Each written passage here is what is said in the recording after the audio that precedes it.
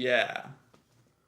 This is the podcast of Dan and Jacob. Woo! Welcome. Okay, so we had to come up with a title for this because I kind of wanted to call it the Triplefour podcast because I wanted to put it on my YouTube channel, but And I wanted to call it 4 Triple, my YouTube channel. that's not my YouTube channel. That's a lie. It's either Let's Talk About It or Triplefour. Let's Talk About It, Triplefour. That could be it. Triplefour. Let's talk about it. Okay, what if it. it's called Triplefour Podcast, but the picture is just a thing that's the big thing that says "Let's talk about it."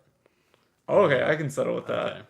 Or yeah, you can make a whole other YouTube channel called Triplefour, but like the picture thing is, let's talk about it.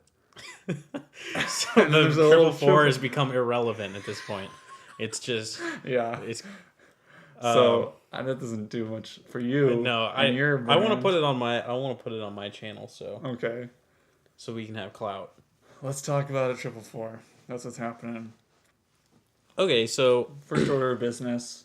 Also, by the way, in about T-minus 3 minutes, I'm gonna go put my rice off the burner.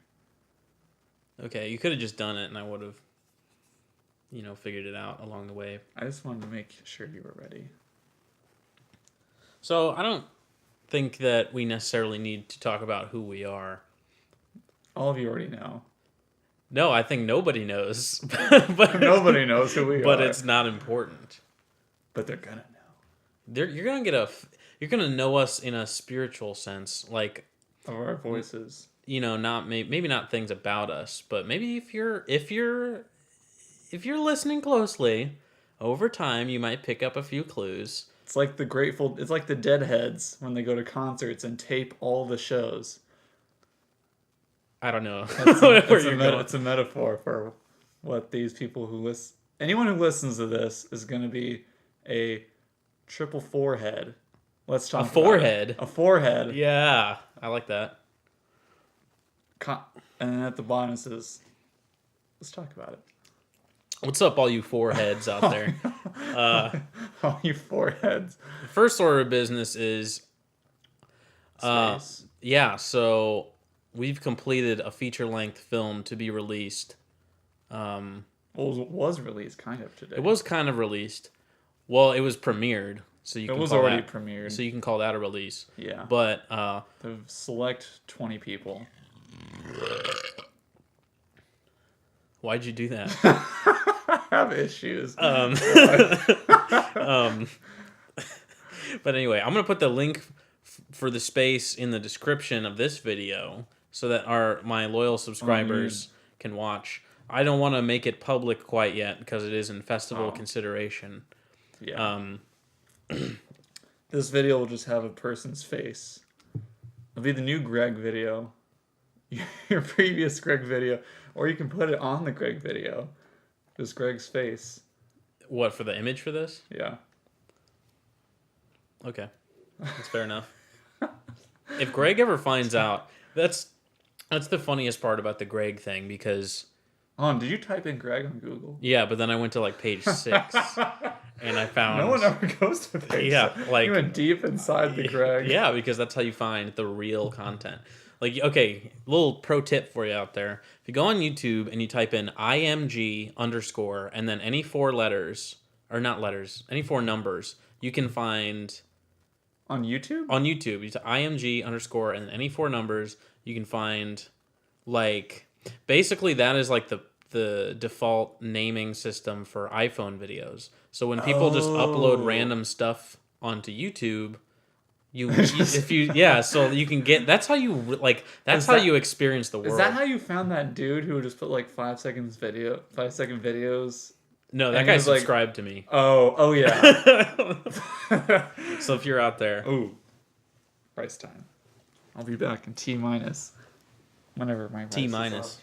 I'm really into saying T-minus now. So anyway, you can find iPhone videos and what I like to approach it with the idea that whoever uploaded it had a reason to upload it.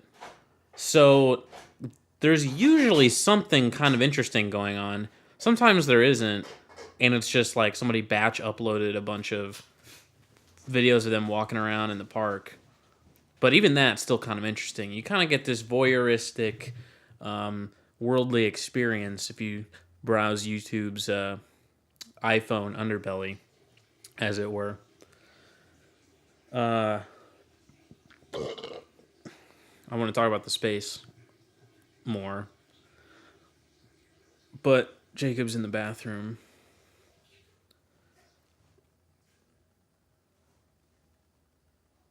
I got nothing for you.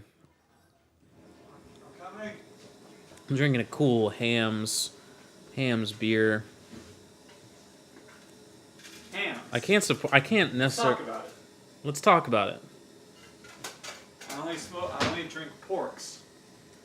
I don't like that. Okay. So I anyway, had to pee and I had to do rice shit. Also, speaking of voyeuristic, this coming 420. this is so irrelevant. Doobie! This is so irrelevant to anybody I know. listening. At We're gonna give out an address. at Cadence's house. You don't know who Cadence is, so it's fine. Okay, great. So you were gonna talk about I was gonna say there's a painting show. There's a painting show at this house that I can't give the address out. Firstly, because I don't know the address. Secondly, because you can't know I the think it's address. like Rhode Island Street, somewhere on there. It's in the state Rhode Island, and paintings by James Gasho and Dan Stewart and others will be there. Theme: voyeuristic self. First time I'm Very showing deep. paintings ever. Yeah. So I'm officially an artist. What made you want to start doing paintings again? I actually, you know what? It was seeing the Peggy Guggenheim collection in Venice.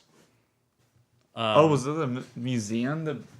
It was a a Guggenheim museum in Venice. yeah. There's 3 Guggenheims. There's one in New York. There's one in Bilbao, and there's one in Venice. And after going to the one in Venice, and like, I really don't know a lot about. At the time I didn't. Well, I mean, at the time I didn't know a lot about painting really. So, it was cool to see. Some pieces by people that I had known. Like Warhol and Picasso and Pollock and stuff. But then like, for one, seeing those things was really cool because it's like seeing a painting in real life is like seeing a band live. Yeah, it is the same thing. Yeah, when it's for a painter, like. Yeah, but like it's like it's especially when their reputation precedes them. It's like I'm not so much impressed by Picasso paintings anymore because every museum has Picassos in it, And everyone has a boner over him. Yeah, and it's kind of like after a while you're kind of just like, okay, I get it. But he makes childish paintings. Yeah, I mean, like, yeah, no shots at Picasso. No Picasso. Have you heard of light paintings? LEIT? Yeah, like it's a photograph that someone does like some light technique to where it's just like a contour line drawing of light as a photograph. And he was like the first person to do that. Picasso was? Yeah, I think so. I still don't know how they do it, but some dude that was into photography told me about it. It's not that great. It's kind of like kitschy, if you will. But anyway, so like seeing those kind of things in person was like pretty inspiring.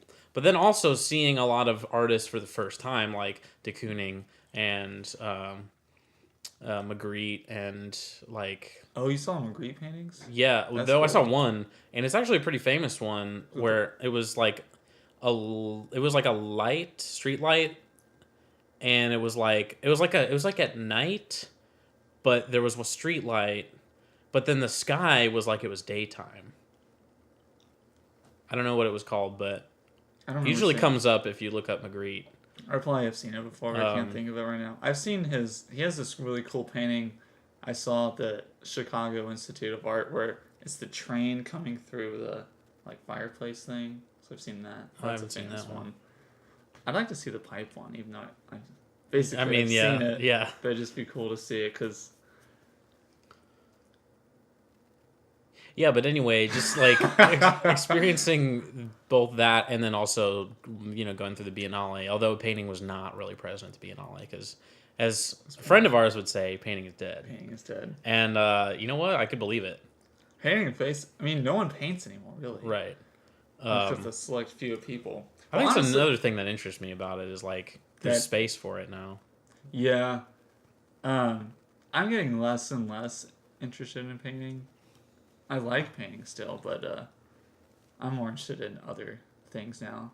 Like, I'm getting more interested in sculptural type stuff and more sort of, not full on conceptual, I would say, but like right now I'm into the art. There's this artist, Michael Craig Martin, I'm really enjoying.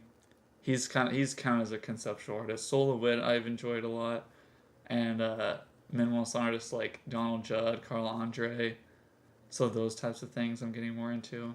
Carl Andre, he did the one that was like the thing we walked on, right? Yeah. So that is pretty minimalist because there's virtually nothing telling you that that's even a piece. No. That's I mean, there's I think there might have been a thing somewhere saying that you could walk on it, what it was. That's what I'm going to do at our show. I'm going to put my little piece of paper thing that says the title just like way away from my painting. See, yeah. That should be the new way to do things. Yeah. Actually, no, I think that's already been done before. Or people didn't title them. Right. Like, in the, I don't know, it might have been like the 50s or 40s or something, but it was some David Hockney's crew of people in England. Hockney Gang. The Hockney Gang. They put shows together where they would just hang all their pieces, like, everywhere, like on a ceiling, or even on, like, really low to the ground, and just really close to each other, and wouldn't put the titles or like who did them. So it was kind of like, yeah. It was sort of, I think it was sort of the beginning of pop art when pop art was going on, because they're kind of like, there's so many images going on, and so it's kind of like, Poppy Hockney. Yeah, but they weren't against it; they were for it, kind of. I'm pretty sure. I feel like a lot of times when I hear about stuff like that, I'm kind of like, all you did was you said, "Hey, you know how usually paintings are on the walls? What if they were on the ceiling?" But it's like, okay, but yeah. I mean, that's probably not very fair because it's like back then. It would have been different, that's what I was gonna say. But like back then, it was such a not thing to do. Yeah, I mean, like, but the ideas themselves. I mean, like, I hate when people say like I could do that or like I could have done that. Yeah, or something. That's dumb. That's the easiest thing you could possibly say about art, and after a while, it gets really tiring. And it's like, well, you didn't do it. Yeah, so it's not easy. Yeah, but like sometimes when I hear about that stuff, I'm like, this small little turn from instead of this, it was this. Sometimes that can be like kind of like it was a big deal then. Now it's not a big deal. Yeah, at all. Obviously. And then they did that with photography too, where I think they were kind of getting into that in the war area. Photography or just conceptual? Maybe it was in the Cold War, but there was this in photography. This dude named Sarkowski put together a show of where he printed all the photographs. Like he had people send in their photos to him, and he would print them off, and he would put them on like metal fences in the gallery and stuff like that, and also would hang them. He might even hung some from the ceiling too, like facing downwards. But he didn't put any titles or like who the artists were and stuff like that. So that was going on.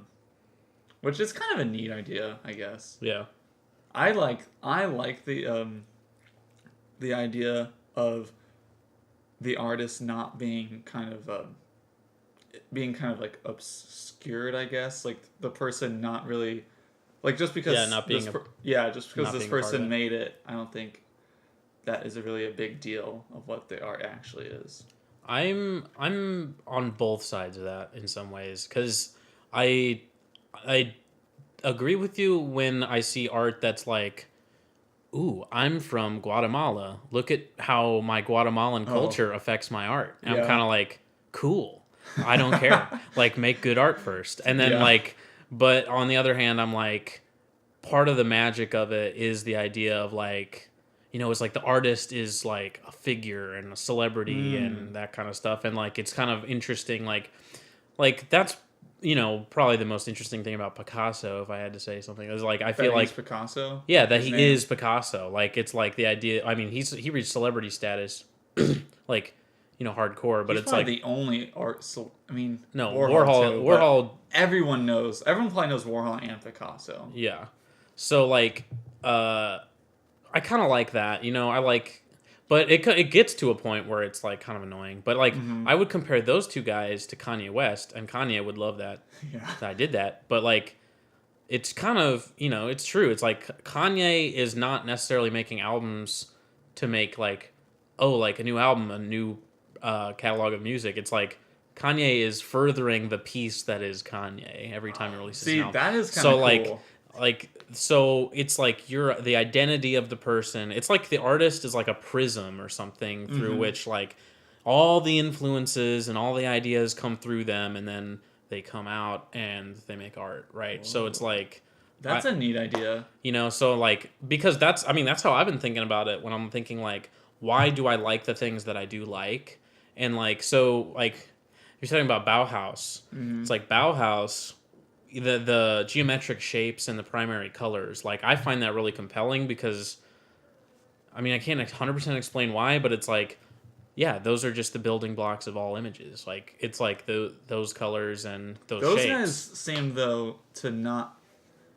I don't know. Maybe they did, because I don't know that much about Bauhaus, but they didn't seem like they really cared about their own personal name being attached to Right. their art. Yeah, but like I'm just saying that they had a connection to those things because they felt at least politically like people could understand it, and like so it's like okay. I I mean see what you're saying. so they knew that this would be something that people overall were going to relate to because these shapes and these colors are things that everybody sort of has an experience with. Maybe you can, if you're going to get real Freudian about it, maybe you could relate that to like, ooh, when we were all, when you're a kid, you play with primary colored things and you learn shapes. Or so this it's like is the easiest thing for your brain to comprehend at that young age. Yeah, so it's like it kind of brings you back to, and that's kind of like where vaporwave comes from too. Really? Why? Because it's like vaporwave is just like it's playing to senses of nostalgia, but like through a filter of memory or something. Like if you think about it, so like vaporwave is 80s and 90s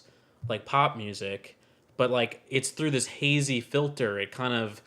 It makes it feel like it's a memory or feel like it's a dream. Whoa. So it's like it's calling back to your the way you remember things. Is this just your idea of vaporwave, or this is my interpretation, but I'm sure other people share this idea. Because I've never thought of it that way, but then what you're saying is just spot on. Yeah, well, like Young Lean started when his first stuff was like a lot of times grouped into vaporwave, even though he's not really a vaporwave artist. Yeah, it's just like his music recalls Nintendo stuff, like video games and being a kid and like things like that, and the sound, like the sound that he has is reminiscent of video game soundtracks and things. And then like if you think about it, his first album is called like Unknown Death 2002, but it was released in 2010.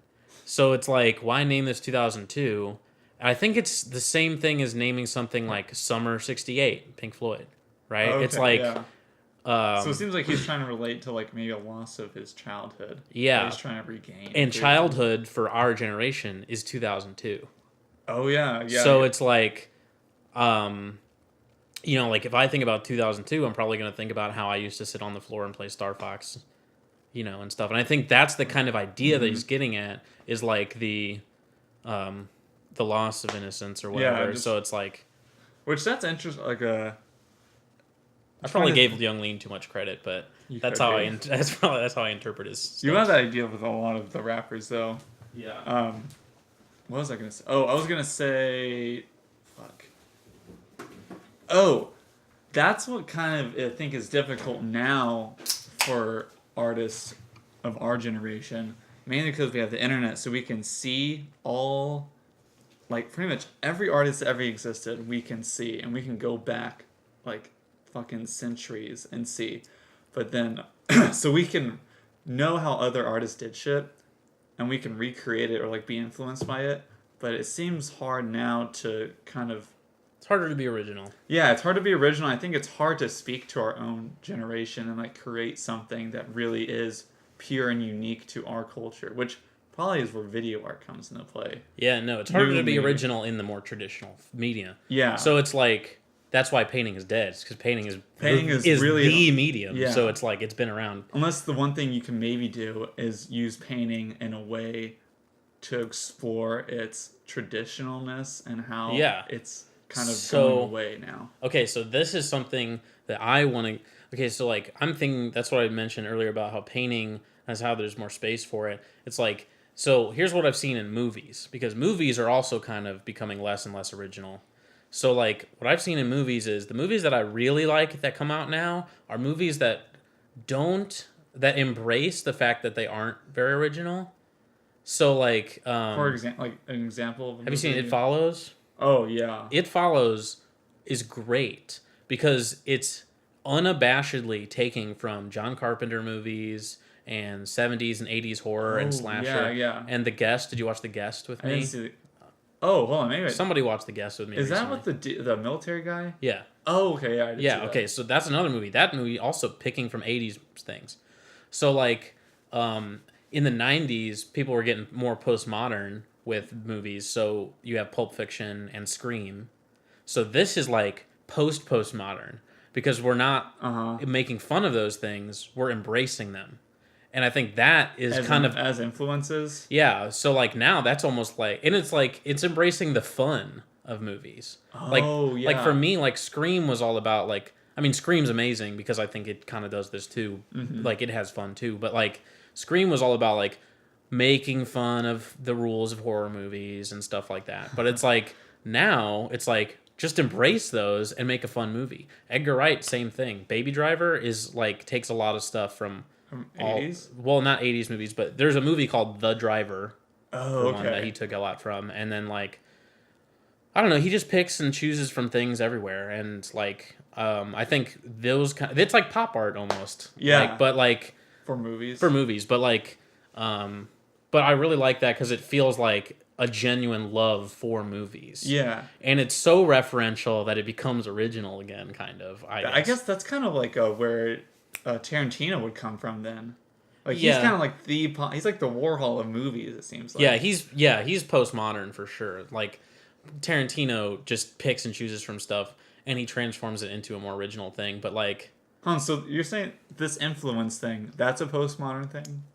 Yeah. Okay, so when we've talked about Tarantino, it's or at least in the Tarantino class that I took. Yeah. We talked about him as a postmodern director because he twisted expectations of B movies and exploitation movies and karate movies and just like everything. He's touched everything. So it's like, but I'm not super hot on Tarantino. Yeah, but, like I want like those movies to me feel like more like stealing. I don't know. Like Tarantino is a great writer. Like he comes up with great dialogue. I don't always find like I think after a while I kind of get sick of it. It's a little bit like a movie nerd.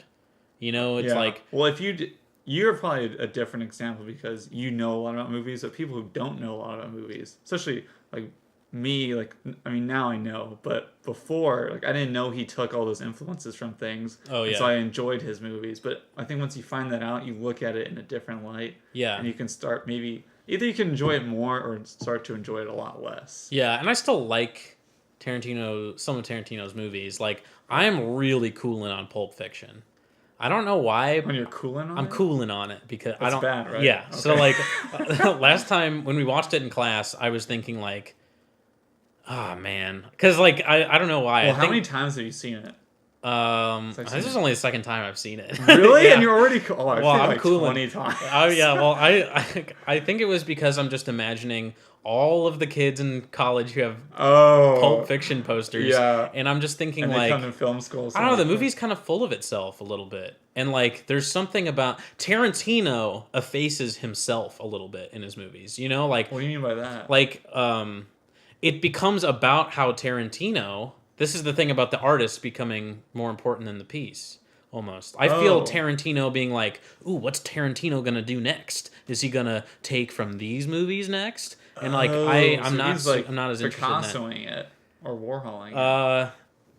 Yeah, he's kind of Warholing it. Uh, So like, yeah, but like Warhol got more interesting. I felt like after he kind of became less popular. I don't know which work was less like when he. I don't know like the After division. after he was shot is what I'm talking about. So like post 68 is when he was shot. So it was like, so he did like the Mao things. He did like the Mao paintings or silk screens or whatever you want to call them. Mao Zedong.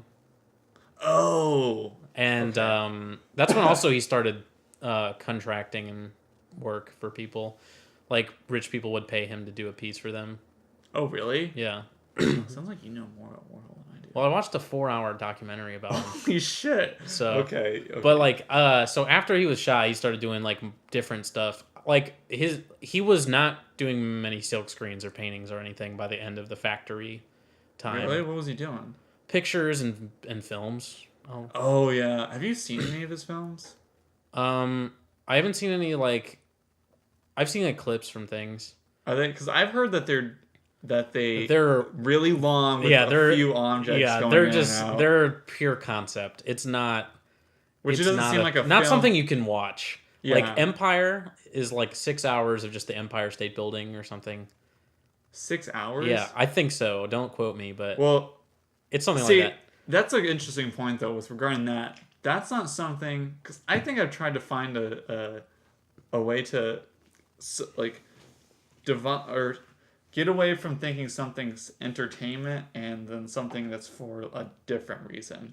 Because I think, at least me personally, maybe others will feel this way too, but that any sort of like art or movies, art in the broadest sense is supposed to be just entertainment.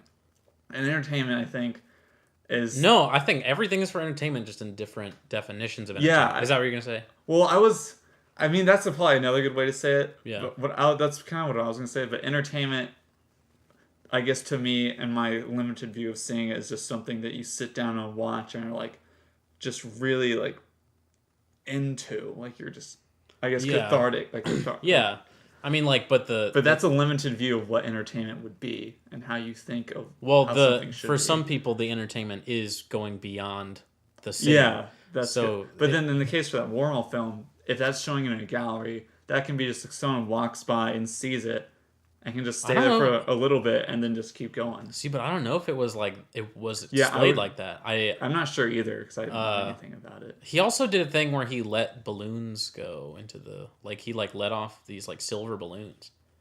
You hear about that one? He let off silver Like balloons? there was these big silver balloons, and he just let them go and he's like, "That's the piece." Oh, I had no idea. Yeah, Holy shit! They filmed this, but it was like, he had a friend who like designed his like party space at the factory that was like really into silver stuff. So was it made from actual silver? no, it was like aluminum foil. Okay. It was just like he liked the appearance of that stuff. Okay. Which is probably some kind of like 60s space race type stuff. I'm interested in why Warhol wanted to do film.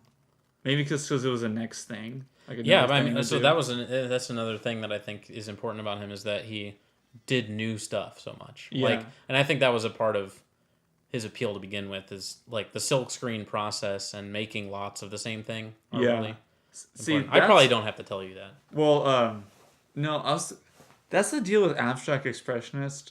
I like a lot of their paintings and a lot of those artists, but most of them just stuck with the same thing their whole life, and then it's like they didn't do anything new really. Yeah. Like they were just doing paintings. I mean, And some of them killed themselves. Because some of them killed them. I think only like 2 of the abstract. Maybe I don't know.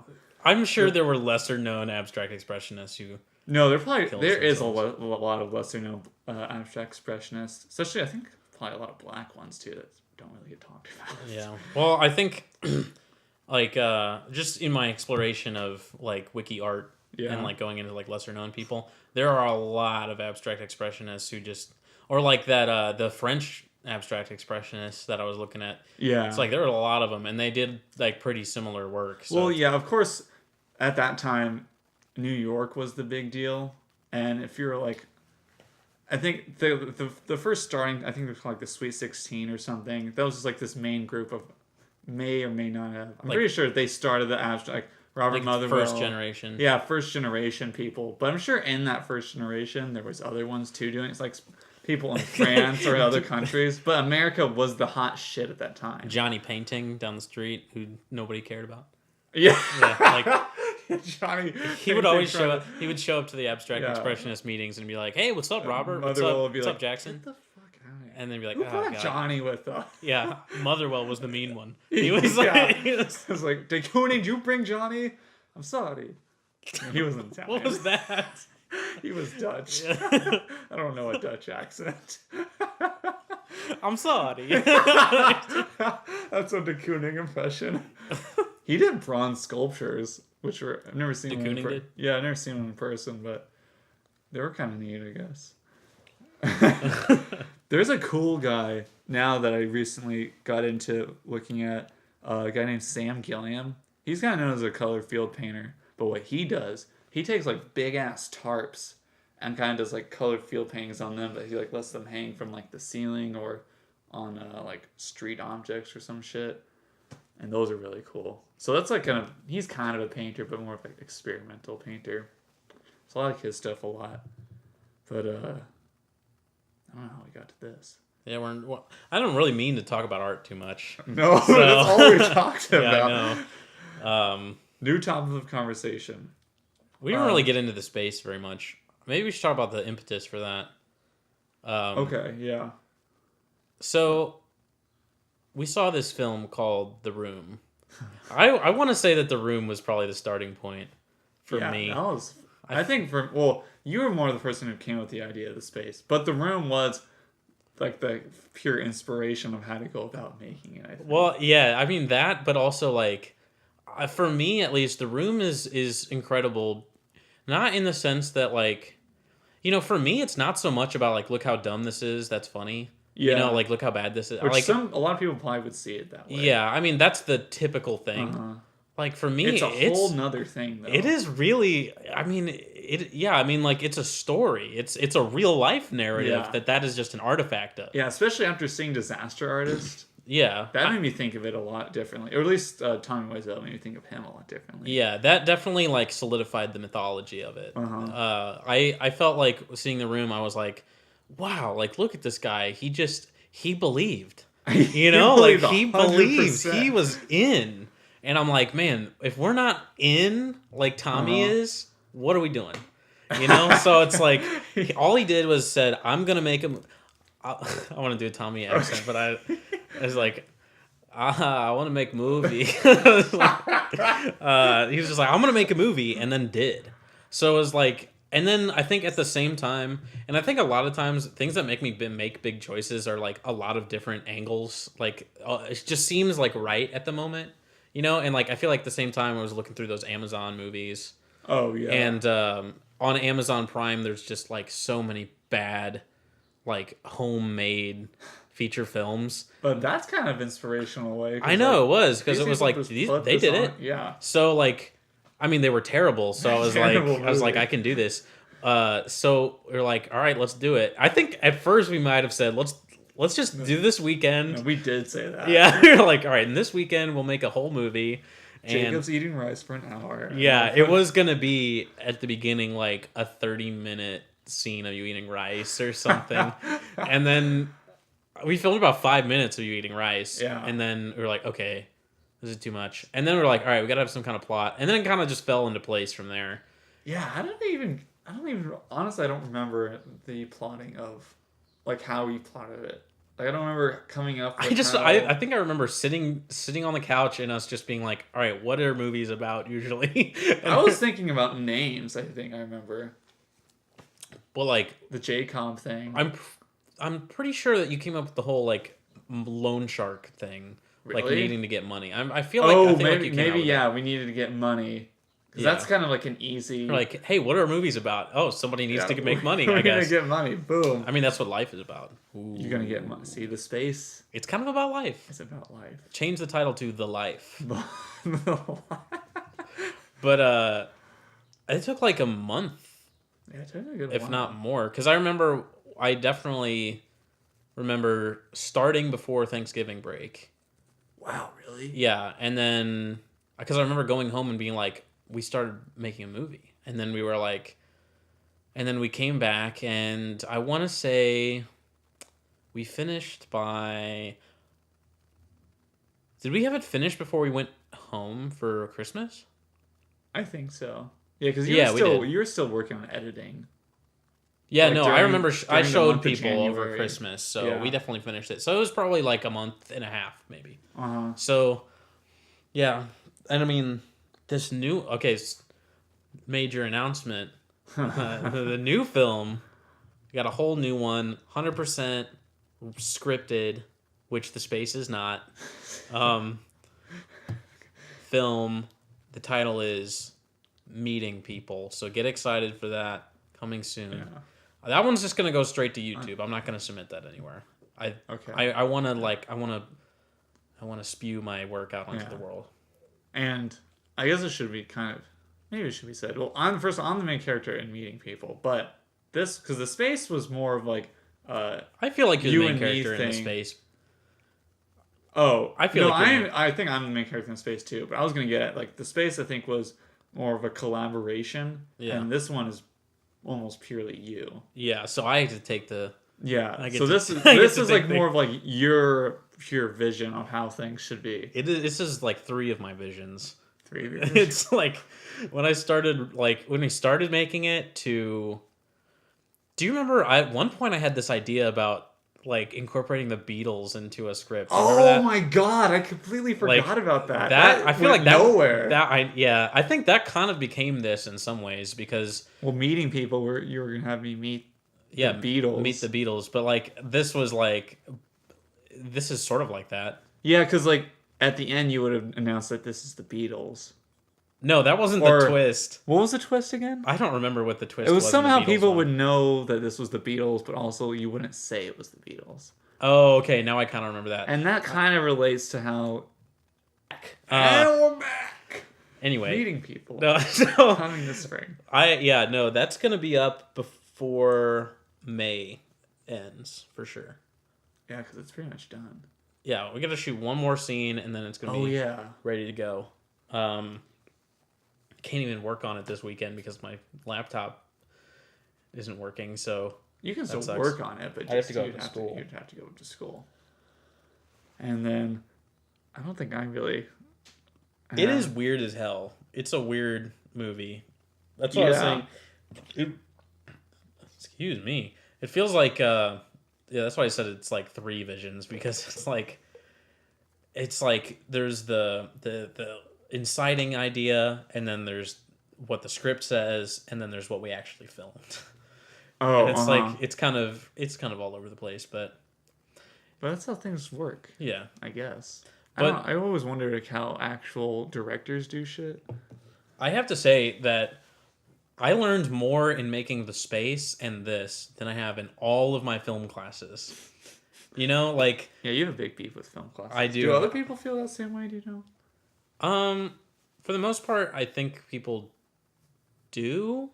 I mean, I don't think they care. It's like either they don't care or they love it. And like there are some people who love it because they're just, kiss asses and they just like. Or they get to say they're in film school. They suck butts. They kiss butts. And like, so for me being the guy who's like, I never want to like abide by your system or whatever. Oh, okay. It's kind of like, man, fuck this. Yeah, I'm like, well, I mean, like, it's hard to qualify how much I learned, or I guess quantify how much I learned, because so much of it was more about like, I think I learned something important in my first semester when I took pop culture of the 60s, because that was kind of like, it was the first time where somebody was like, okay, so these movies came out and they were reflecting how people felt at the time.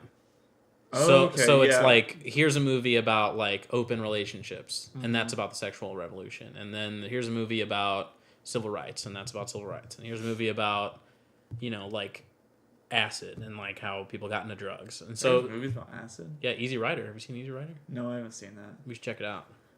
Who directed it? Dennis Hopper. Oh shit! Yeah, Is that the only movie he's directed, or was he a director? he might have done a couple, Okay. but it's Robert Redford, I think, and shit, is it Robert Redford? Yeah, and Dennis Hopper, and they are just some dudes, and they go out for a motorcycle ride, and it's just an adventure. Oh, And they meet Jack Nicholson, and they take acid with him, and this movie sounds awesome. Holy shit! it's How weird. did I miss this movie? It was like the cover of our textbook was Easy Rider. Oh wow! Is it like a real important movie? It sums up the end of the '60s mentality like 100%. Oh, so this was like made in '68 or '69. 69.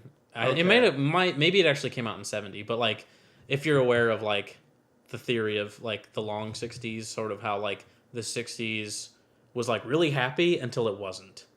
Oh, and then it was the '70s, and people were like, "Oh shit!" Really, the '70s was that bad? The '70s has this like shadow over it. It's like because we all know that the '60s is like happy, like Yeah. cool, but then like after Altamont, I mean like What is Altamont? the Rolling Stones concert where that guy got killed. Oh, I didn't know about that. Sure, you did. Didn't we talk about this? No, like, what happened? Okay, so first of all, you got 1968, right? Yeah. So like in '68. Robert Kennedy is killed. MLK is killed. Vietnam War sinks into like major losing. That all happened in '68. Yeah, Oh 68 my is God. considered one of the most like important years of American history. Wow. Of modern American history. Yeah.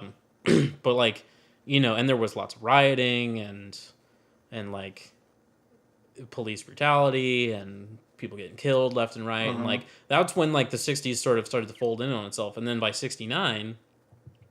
You have, like I said, Altamont. So the idea of this is very academic. Like this is like academic readings of this concert? of just history. Oh. It's sort of like it's kind of like an artsy reading of history. But so anyway, Altamont. It's like the idea is it's a Rolling Stones concert. Okay, Rolling Stones, rock and roll, '60s, right? And then like that's fun and happy and whatever until the this is like San Francisco, I think. They hire the Hells Angels to be their security force. Remember, this was in the Okay. Grateful Dead documentary, too. They talked about this briefly. I must have. So the Hells Angels, they just killed some guy. What? Yeah, they just killed some dude. Like, I'm pretty sure it was a black man. Ooh. Um, Bad move on the Yeah. guy's part. yeah, so that was sort of like hey, remember everything fun and happy about the '60s? That's over. People are gonna die now. And it's sort of like that's kind intense. It's kind of God. and so it's kind of like a transition between like weed, like light drugs, Yeah. you know, fun, and then it's like acid, like this is serious, like Well, acid was '60s too. I'm sure but like '70s heroin and cocaine. that too, but like and so like I don't know. So then Easy Rider is kind of like it starts out like really fun. I don't want to spoil it for you, but it's like they take a lot of acid and stuff, but like. But they see the dark side. But at the end, they have a bad trip. You know, it's like Ooh. so. It's like hey, everything's cool, everything's fucking going to hell, and it's like everything sucks. And so it's like '70s is sort of like the dark, like It's like remember how like it's like and same thing with Warhol. It's like Warhol got shot in '68. It's like remember the people who represented the fun like freedom ideas of the '60s? Yeah, they're getting shot now. And so it's like the '70s. That's kind of interesting to think because disco came out like in the '70s. Something that So that's sort of like I would call that the other the transition out of the '70s is disco. Oh really? I mean, like disco is influenced by the Coke and that shit too. Yeah. But it's like disco is like super commercial. That's what I was kind of. So that goes into the '80s because the '80s were super commercial and conservative economically, and Reagan and So, do you see? I guess in my head, when I think of something that's commercial, I'm thinking of it as something that's trying to like cover up, like what's really going on. That's what kind of when I think of when like commercial to me seems like they're trying to hit you with some subliminal messaging, like buy this so you're not sad anymore. Yeah, you can make that argument. That's what I was gonna say about disco when coming in during this dark area of the '70s. how it's kind of yeah. to keep people's mind off the shit. Yeah. Well, so like I would say that I'm not the smartest person in the world, so nobody should really listen to No one any should of these listen thoughts. to anything we're saying. Yeah, really, this is just true. all bullshit. This is just bullshit. This is just me trying to process what I've Yeah. learned. But so yeah, no. So the '70s was like, really grimy and shitty. If you like look at like Taxi Driver or look at like The Godfather, it's like that's like, well, I guess that's not set in the '70s, but it's got that tone of like it's dark, gritty, like it's like it's serious, like Yeah. and that's kind of you can relate that to movies again too, because the end of the '60s was when they got rid of the production code and it became a rating system. Oh, is that when like all our PG-13 stuff came out? PG-13 didn't come around until I believe not Raiders, Indiana Jones 2, which was like 1980. Oh, but that sort of system came out in the '70s. Yeah, that system came out. I think it might have just been like G, R, and X, or PG, R, and X, or something like that. X for sex. I don't really know. Yeah, X, single X though, not triple. Oh. Softcore sex. I guess. So yeah, and that's when like it's also when film students first started making movies. So like film schools didn't like only. Is that when Lucas? So that's when George Lucas whatever. and Spielberg and Coppola and De Palma. So before that, there was film schools right before that. Maybe, but the first you ever hear about like film school being important is at the end of the '60s. Because, I mean, movies weren't around that long. So it's like, how would they have that in school? So who fucking made movies then before? Like, just like dudes that had money to make them? Wow. I mean, like, people like D.W. Griffith. I don't know what he did. When did Eraserhead come out? '77. Oh, so that... He was Lynch was a little bit later. I mean, he wasn't part of this generation of what they call New Hollywood. But it's kind of close to it, though. Like, he seems like he came out with that pretty early on when... Yeah, I mean, that's... school students started making movies. Yeah, but I mean, Lynch is an outsider always. Yeah, I just think it's an interesting thing because Lynch is a badass. Yeah.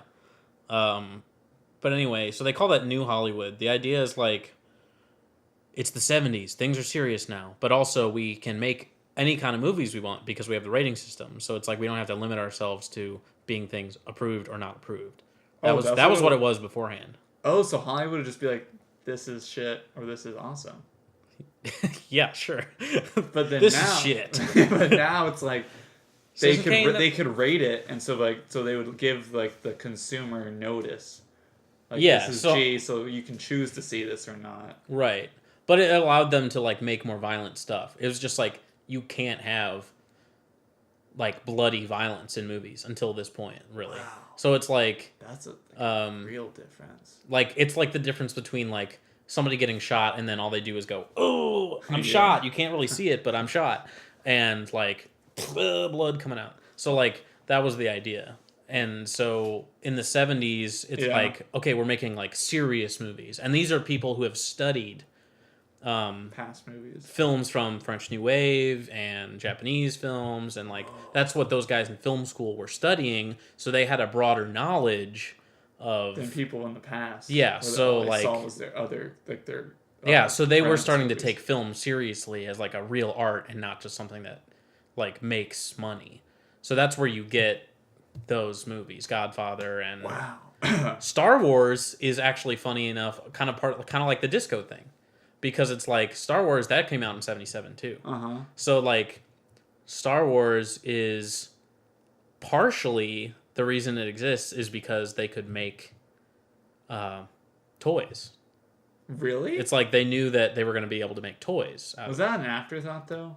Like, or mid-thought? I can't really remember, but I vaguely feel like it was, I don't know. It was definitely a thing that, oh no. So the story goes that, okay, I think what happened was they made Star Wars and they were like, and it was a huge hit. So they were like, okay, we got to make toys.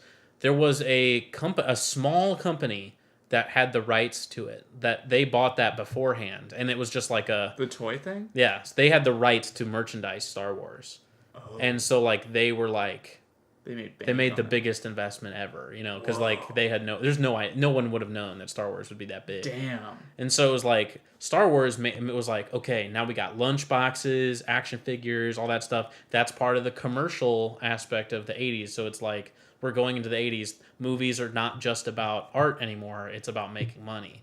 And so like that's where you get. Wow, that's like really insane. And so that's like disco, and that's why music became more like light and like trying to appeal to large audiences and stuff.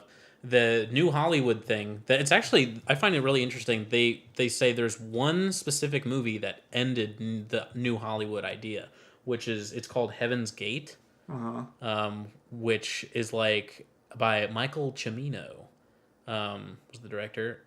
And the idea is just like it was just too lavish. They spent too much money on it. It's just bloated. Doesn't mean anything.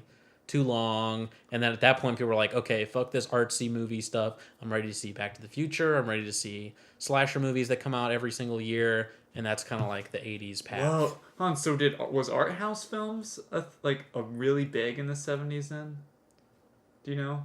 Well, I mean, like I said, like Lynch being an outsider, it's like art house movies were outsider stuff. Oh, okay. Like, You're speaking regardless. I'm saying American culture. Okay.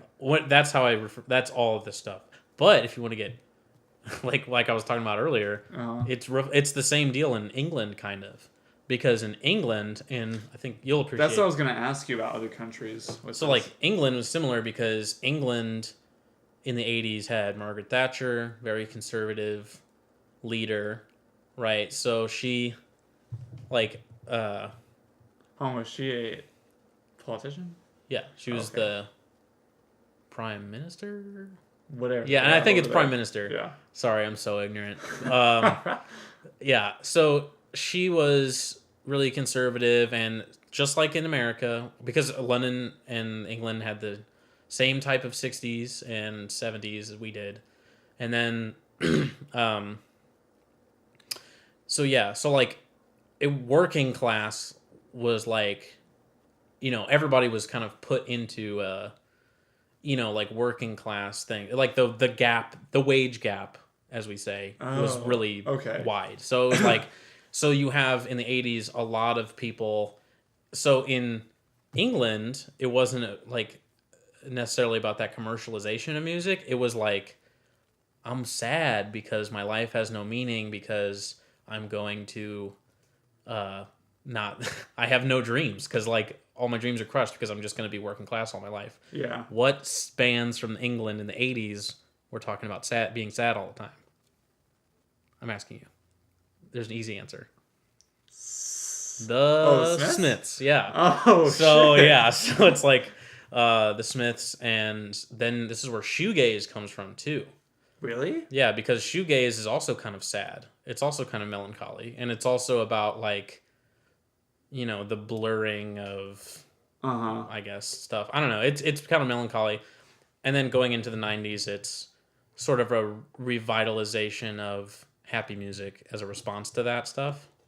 You know, specifically Oasis and Britpop. But then in America, it was kind of the opposite because it was more like in the 90s, it was grunge. Yeah. So it's more like I'm mad, like I'm mad at the Reagan system. Wanting to be an outsider too, right? Yeah. Like I don't want to fit into this shit. Mm-hmm. Kind of where punk comes from, also in both sides. But late 70s. Britpop still has part of that, right? What, like being sad? Well, no, just like being kind of wanting to be an outsider and stuff like that. No, I would say Britpop is about being a star or like loving yourself and like having confidence. So that seems like they're kind of trying to embrace that whole that wage gap thing that you were talking about. Like no, it's about like transcending it. Oh. So it's like Oasis, first song on the first album is called Rock and Roll Star. Tells you everything you need to know about them. He says, I live my life for the stars that shine. Tonight I'm a rock and roll star. He says, so like, it's like, yeah, I work in the factory all day, but I get to go home, do drugs, listen to fucking cool music, and just forget about it. Whoa. And tonight I'm a rock and roll star. Like, I don't care about Oh, tomorrow. those are the lyrics? What, all that stuff I just said about? Yeah. No. Oh, okay. so I was like, just, holy shit. yeah, no, that's just what it is. But actually, they have a different song, same album, called Cigarettes and Alcohol. Yeah. Similar message. It's I was looking for some action, but all I found was cigarettes and alcohol. And is it worth the aggravation to find yourself a job when there's nothing worth working for? That's another line. And then he says, you might as well do the white line. That's also a line. That's also a lyric from that. Jesus Christ. Yeah, so They sound like they're fucking depressed in that time. no, it's the opposite. It's like I'm acknowledging how shitty my life is, Yeah. but man, I don't give a shit because I'm fucking loaded and I'm at the bar and we're having a good time. We're playing music. We love the Beatles. Fuck it. That's what Oasis is all about. Whoa. But then they get so popular from telling that story that they become the star. So, like, it's not just that tonight he's a rock and roll star. He just is one. And then it's cathartic because it's like, holy shit, look at that guy. He fucking did it. He escaped the working class life. Uh-huh. And now they're the biggest band in the world. That's like by 96. So it's like... Do you think that... Oh, I don't know if we should go into this. You want to end it here? Yeah, I guess. Anyway. Don't know what the next podcast will be about. But this was kind of fun. Yeah, I usually have to get my Oasis thoughts out as quickly as possible when it comes to podcasts. So, you know. You should talk. You should say something about your other... Even though it's not really existent. But there are episodes out. No, they're not. They're not released. Oh, they're not? I have no other podcasts that are officially released at this time. I thought those were released. No. Never mind.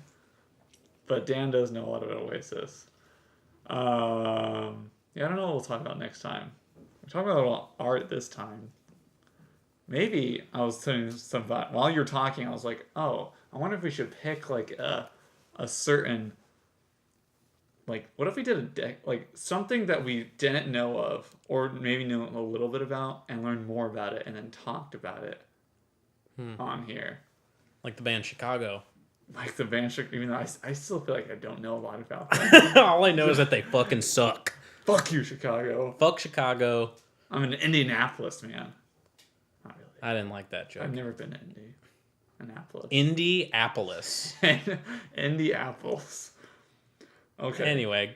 We're signing off the Triplefour. Let's talk about it. Okay. Okay. All right, cut it. Bye! Ah!